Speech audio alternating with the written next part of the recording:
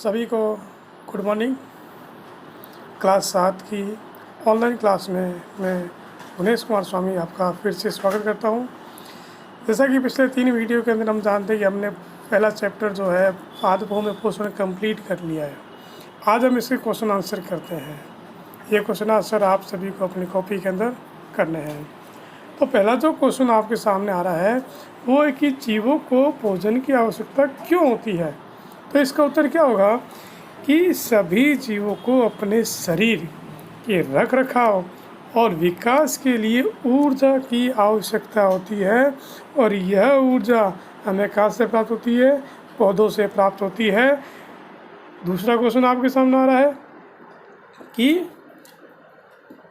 परजीवी और मृत जीवी में क्या अंतर है। हमने पढ़ा था इसके बारे में कि परजीवी क्या होता है कि जो जीव अपना पोषण परपोषी पादप से प्राप्त करते हैं, यानी दूसरों से प्राप्त करते हैं, उन्हें अपन क्या कहते हैं? परजीवी कहते हैं। सबसे बढ़िया एग्जाम्पल था आपको अमरवेल का, मैंने आपको बताया था। और मृत जीवी क्या होते हैं कि जो जीव अपना पोषण मृत यानी मरे हुए और विघटित जैविक पदार्थों यानी सड़े गले पदार्थों से अपना पोषण प्राप्त करते हैं, अपना भोजन प्राप्त करते हैं, वो क्या कहलाते हैं? मृत जीवी कहलाते हैं। इसका एग्जाम्पल कौन सा आ गया आपके सामने? कवक, जो कि किसका एग्जाम्पल है? मृत जीवी का एग्जाम्पल है। इसके बाद में आगे आपका जो नेक्स्ट क्वेश्चन आ रहा है वो कि एक पत्ती में मन यानी स्टार्च की उपस्थिति का परीक्षण कैसे करेंगे। इसके लिए छोटा सा प्रैक्टिकल है कि एक पौधे को 3 दिनों के लिए एक अंधेरे कमरे में रखेंगे ताकि उसमें जितना भी स्टार्च उपस्थित है वो सारा का सारा यूज हो जाए, यानी उपयोग हो जाए। अब एक पत्ती के कुछ भाग को काली पट्टी पेपर से ढक देंगे और पौधे को लगभग कितने घंटे तक? 6 घंटे तक इसको हम धूप में रखते हैं। उसके बाद में फिर इस पौधे से एक पत्ती को अलग कर लेंगे। कुछ मिनट के लिए पत्ती को उबलते हुए पानी में डुबा देते हैं। फिर पानी में से निकालकर इसे अल्कोहल की बीकर में डुबा देंगे। फिर क्या करना है कि उपरोक्त जो बीकर जो हमने लिया जिसके अंदर क्या डाला हुआ है? अल्कोहल डाला हुआ है। उपरोक्त बीकर को ध्यान से पानी के बर्तन में डालकर तब तक गर्म करेंगे जब तक कि जो अल्कोहल है वो उबलने ना लगे। जब अल्कोहल उबलने लग जाए तो स्टॉप करना है। अब क्या करना है कि पत्ती पर आयोडीन की 3-4 बूंदें डालते हैं। तो आयोडीन की 3-4 बूंदें डालने से क्या होगा कि पत्ती का जो रंग है वो गहरे नीले रंग का हो जाता है, क्योंकि हम जानते हैं कि जो आयोडीन है वो स्टार्च के साथ क्रिया करके, मन के साथ क्रिया करके नीले रंग प्रदान करता है। तो जब पत्ती पर आयोडीन की कुछ बूंदें डाली थी तो उसका रंग कैसा? गहरा नीला हो गया। गहरा नीला रंग होना क्या दर्शाता है कि पत्ती के अंदर मंड यानी स्टार्च उपस्थित है। अब बात करते हैं हम चौथे क्वेश्चन के बारे में कि हरे पादपों में प्रकाश संश्लेषण की का संक्षिप्त विवरण दीजिए। हम जानते हैं कि प्रकाश संश्लेषण जो क्रिया होती है पौधों में भोजन बनाने की क्रिया है, ये क्या होगा? इसका उत्तर कि पौधे अपना भोजन प्रकाश संश्लेषण द्वारा बनाते हैं। इस क्रिया के लिए 4 चीज़ें जो आपको मैंने शुरुआत में बताई थी कि सूर्य का प्रकाश, क्लोरोफिल, कार्बन डाइऑक्साइड गैस और जल का होना बहुत ही ज़रूरी है। हरे पादपों में क्लोरोफिल पाया जाता है, वो इनके शरीर के अंदर ऑटोमेटिक होता है। इन्हीं वजह से पादपों का जो रंग होता है वो कैसा होता है? हरा। किसी कारण से? क्लोरोफिल के कारण से होता है। हरी पत्तियाँ सूर्य के प्रकाश की उपस्थिति में प्रकाश संश्लेषण की प्रक्रिया पूरी करती है। बिना सूर्य के प्रकाश के पादपों के अंदर भोजन का निर्माण नहीं होगा, कि चूँकि हमने पहले पढ़ा था कि ये क्रिया सूर्य के प्रकाश की उपस्थिति में होती है, इसीलिए इसको प्रकाश संश्लेषण कहा जाता है। तो प्रकाश संश्लेषण की प्रक्रिया पूरी करती है, वह हवा से कार्बन डाइऑक्साइड और मिट्टी से जल और खनिज पदार्थ प्राप्त करते हैं। ये हम पूरे डिटेल पीछे पढ़ चुके हैं। इन सभी चीज़ों की मदद से जो पादप है अपना भोजन प्राप्त करते हैं। इस प्रक्रिया में किसका निर्माण होता है? जाकर कार्बोहाइड्रेट का संश्लेषण यानी कार्बोहाइड्रेट का निर्माण होता है। ऑक्सीजन तथा पानी जो होता है वो जल वाष्प के रूप में यानी वाष्प के रूप में उत्सर्जित होता है। लास्ट में जाकर जो कार्बोहाइड्रेट है वो अंततः किसमें बदल के मंड यानी स्टार्च में परिवर्तित हो जाता है। अब इस संपूर्ण क्रिया को एक छोटे से समीकरण में हम दर्शा सकते हैं कि कार्बन डाइऑक्साइड है, वातावरण से ली जाती है, जल पौधा कहाँ से लेता है, मिट्टी से लेता है, सूर्य प्रकाश वातावरण में उपस्थित है, क्लोरोफिल पौधों के अंदर होता है। इससे क्या बनेगा, कार्बोहाइड्रेट प्लस ऑक्सीजन। तो कार्बोहाइड्रेट है वो स्टार्च के रूप में पौधे में संचित रह जाता है और जो ऑक्सीजन है वो वातावरण के अंदर मुक्त कर दी जाती है और यही ऑक्सीजन बाकी जीवों में प्राणवायु के रूप में काम आती है। तो अगला क्वेश्चन हम ब्रेक के बाद करते हैं, छोटा सा एक ब्रेक लेते हैं और ब्रेक के बाद में इसको वापस कंटिन्यू करते हैं।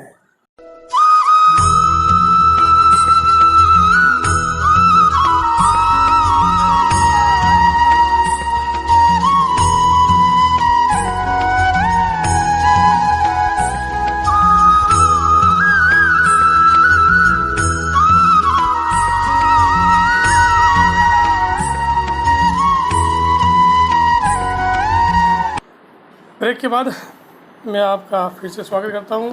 अब बढ़ते हैं हम 5वें क्वेश्चन के अंदर कि किसी प्रवाह चित्र की सहायता से दर्शाइए कि पादप भोजन की मूलभूत स्रोत है। इसका आंसर क्या होगा वो आप देखिए अब कि सभी जीव सीधे या परोक्ष रूप से पादपों पर निर्भर करते हैं। ये हम पहले पढ़ चुके हैं कि इस पृथ्वी पर केवल हरे पादप अपना भोजन बनाते हैं, बाकी सारे जो भी जीव पृथ्वी पर उपस्थित है वो डायरेक्ट या इनडायरेक्ट यानी सीधे या परोक्ष रूप से पादपों पर ही निर्भर करते हैं। उदाहरण के लिए पौधे खाने वाले जानवर सीधे पौधों पर निर्भर करते हैं। पौधे खाने वाले जानवर जिसे हम शाकाहारी कहते हैं वो अपने भोजन के लिए सीधे तौर पर पादपों पर ही निर्भर करते हैं और मांसाहारी इन पौधे खाने वाले जीवों पर निर्भर रहते हैं, यानी जो मांसाहारी जीव है वो इन शाकाहारी को खाते हैं।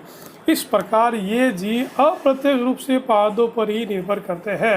ये शाकाहारी तो डायरेक्ट रूप से यानी सीधे ही पादपों पर निर्भर करते हैं, लेकिन जो मांसाहारी है ये देखिए, जो मांसाहारी है ये क्या करते हैं, इन शाकाहारी को खाते हैं। तो डायरेक्ट इनडायरेक्ट रूप से ये निर्भर तो पादपों पर ही हुआ। अगर पादप नहीं होते तो शाकाहारी क्या खाते हैं, शाकाहारी नहीं होते तो मांसाहारी क्या खाते हैं। तो कुल मिलाकर चाहे शाकाहारी हो चाहे मांसाहारी हो, दोनों ही डायरेक्ट या इनडायरेक्ट रूप से पादपों पर निर्भर करता है। तो निम्न प्रवाह चित्र की पौधों की निर्भरता के कुछ उदाहरण दिखाते हैं कि जो हरे पादप है उनको कौन खाता है, हिरण खाता है यानी शाकाहारी खाता है, और शाकाहारी यानी हिरण को कौन खाता है, शेर यानी मांसाहारी खाता है। तो ये एक श्रृंखला बन जाती है। दूसरा हरे पादप है उनको कौन खाता है, टीडियाँ खाती हैं शाकाहारी। टीडी कौन खाता है, मेंढक है जो छोटा मांसाहारी है। मेंढक को कौन खाता है, शाकाहारी। सांप खाता है, सांप क्या है, बड़ा मांसाहारी है। और सांप को कौन खाता है, बाज। तो बाज क्या है, एक सर्वाहारी है, बड़ा जीव है। तो ये एक श्रृंखला बन जाती है। इसी प्रकार की एक जो श्रृंखला है वो आपके सामने चित्र के रूप में ये देखो दर्शाई हुई है, जो कि मैंने ऊपर भी लिख दी है। और ये जो चित्र है ये प्रवाह चित्र है, जिसके नाम से एक श्रृंखला ये रही, दूसरी श्रृंखला ये रही और तीसरी श्रृंखला ये रही। ये 3 प्रकार की श्रृंखलाएँ हैं जो कि प्रवाह चित्र को दिखाते हैं। अब हम आगे बढ़ते हैं। अब आगे जो है क्वेश्चन आंसर है वो आपके खाली स्थान है, रिक्त स्थान है, जिसके मैंने सीधे आंसर ही लिखे हैं। तो पहला जो रिक्त स्थान है कि वो आपके ये, क्योंकि हरे पादप अपना खाद्य स्वयं बनाता है इसलिए उन्हें कहते हैं स्वपोषी कहते हैं। तो पहले खाली स्थान में क्या बना है, स्वपोषी बना है। दूसरा जो खाली स्थान है कि पादपों द्वारा संश्लेषित खाद्य का भंडारण किस रूप में किया जाता है, मंड यानी स्टार्च के रूप में किया जाता है। तीसरा जो खाली स्थान आपके आ रहा है कि प्रकाश संश्लेषण के प्रक्रम में जिस वर्णक द्वारा सौर ऊर्जा संग्रहित की जाती है उसे क्या कहते हैं, उसे क्लोरोफिल कहते हैं। चौथे खाली स्थान में 2 है रिक्त स्थान है कि प्रकाश संश्लेषण में वायुमंडल से कौन सी गैस लेते हैं, कार्बन डाइऑक्साइड गैस ली जाती है तथा ऑक्सीजन का उत्पादन करते हैं। तो ये आपके कौन सा आ गया, नेक्स्ट खाली स्थान आ गया। अब सातवां जो क्वेश्चन है वो क्या है आपके परिभाषित ये कि निम्न कथनों से संबंध परिभाषित शब्द बताने हैं आपको।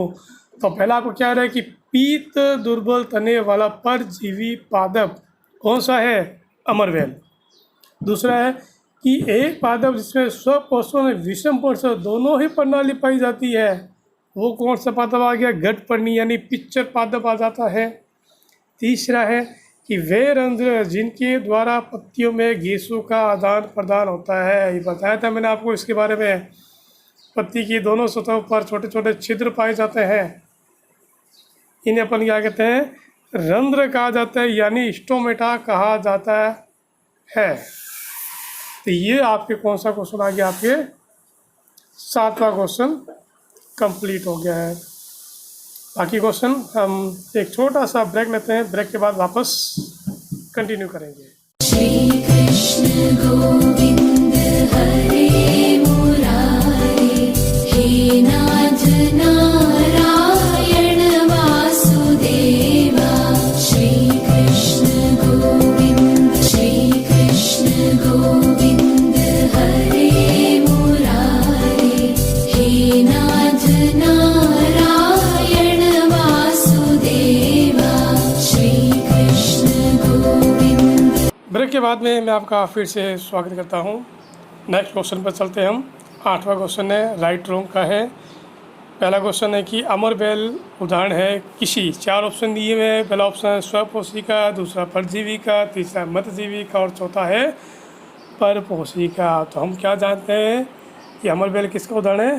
परजीवी का। किसका है? परजीवी एग्जाम्पल है। अगला जो आठवें कक्षा है वो क्वेश्चन है कि कीटों को पकड़कर अपना आहार बनाने वाले पादप का नाम है। ऑप्शन क्या दिए हैं इसके अंदर? अमरबेल है, गुड़हल है, घटपर्णी यानी पिक्चर पादप और गुलाब है। तो इसका सही आंसर क्या आएगा? घटपर्णी यानी कौन सा आंसर आएगा? पिक्चर पादप। ये इसका सही ऑप्शन है। नेक्स्ट जो प्रश्न है आपके किताब के अंदर वो मिलान करना है। तो मिलान करने में जिससे मैंने आपको स्क्रीन पे दिखाई दे रहा है ये एकदम सही मिलान मैंने कर दिया है।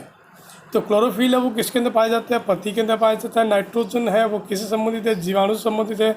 अमरबेल है वो क्या है? एक परजीवी है। जंतु है वो क्या कहलाते हैं? परपोषित कहलाते हैं। और जो कीट भक्षी है उसका एग्जाम्पल क्या है? घटपर्णी यानी पिक्चर पादप है। ये मैंने आपको सीधे मिलान करके इसके अंदर बता दिया है। नेक्स्ट है आपके इसके अंदर सत्य और असत्य। 10वां क्वेश्चन। तो पहला जो इसके अंदर दिया जा रहा है वो कि प्रकाश संश्लेषण में कार्बन डाइऑक्साइड मुक्त होती है क्या? गलत है ये, यानी कौन सा है? असत्य है, क्योंकि कार्बन डाइऑक्साइड तो ली जाती है जबकि मुक्त कौन सी होती है? ऑक्सीजन होती है। और खा जो क्वेश्चन है वो कह रहा है कि ऐसे पादप जो अपना भोजन स्वयं संश्लेषित करते हैं क्या मृतजीवी कहलाते हैं क्या? ये भी कौन सा है? असत्य है। जो अपना भोजन स्वयं बनाते हैं वो तो स्वपोषी कहलाते हैं। तीसरा ये प्रकाश से संश्लेषण का उत्पाद प्रोटीन नहीं है। सही है बात, क्योंकि प्रकाश संश्लेषण जो उत्पाद है वो कोई कार्बोहाइड्रेट एंड स्टार्च है, प्रोटीन थोड़ी है। चौथा जो है कि प्रकाश संश्लेषण में सौर ऊर्जा का रासायनिक ऊर्जा में रूपांतरण हो जाता है क्या? एकदम सही है। और देखते हैं इसको। प्रकाश संश्लेषण में सौर ऊर्जा का रासायनिक ऊर्जा में रूपांतरण हो जाता है। सही, यानी सत्य है ये। फिर आपका जो लास्ट क्वेश्चन आ रहा है 11वां है। 2 ऑप्शन दिए हैं इसके अंदर। पादप के किस भाग द्वारा प्रकाश संश्लेषण तो वायु से कार्बन डाइऑक्साइड ली जाती है? 4 ऑप्शन दिए हैं। मूल रोम है, रंध्र है, पर्णशिराएं है और बाह्य दल। जैसे हम जानते हैं कि वायुमंडल से जो कार्बन डाइऑक्साइड गैस ली जाती है वो किसके द्वारा ली जाती है? रंध्र के द्वारा ली जाती है। 12वां लास्ट क्वेश्चन है इस पार्ट का। वायुमंडल से मुख्यतः जिस भाग द्वारा का पादप कार्बन डाइऑक्साइड प्राप्त करते हैं वह भाग कौन सा है? जड़, तना, पुष्प और पत्तियां। हम जानते हैं कि रंध्रों से प्राप्त करते हैं और रंध्र कहाँ पाए जाते हैं? पत्तियों के अंदर पाए जाते हैं। तो सही ऑप्शन क्या आ गया इसका? पत्तियां आ चुका है। तो इस प्रकार से आपके 1 से लेकर 12 क्वेश्चन के सारे आंसर मैंने आपको बता दिए। इन सभी क्वेश्चन के आंसर आपको अपनी फेयर कॉपी के अंदर लिखना है। ये आपका पार्ट कंप्लीट हो गया है। नेक्स्ट जो वीडियो आएगा उसके अंदर आपके इसी पूरे चैप्टर का टेस्ट लिया जाएगा गूगल फॉर्म के रूप में। तो उसके लिए आप स्टडी करें, तैयारी करें। और लास्ट में जाते जाते मैं आपको यही कहूँगा कि वीडियो को देखकर इस चैनल को सब्सक्राइब करें, वीडियो को लाइक करें और कमेंट ज़रूर करें। और अगर आपको इस पाठ से संबंधित कोई दिक्कत आ रही है तो आप मुझसे डायरेक्ट कांटेक्ट कर सकते हैं।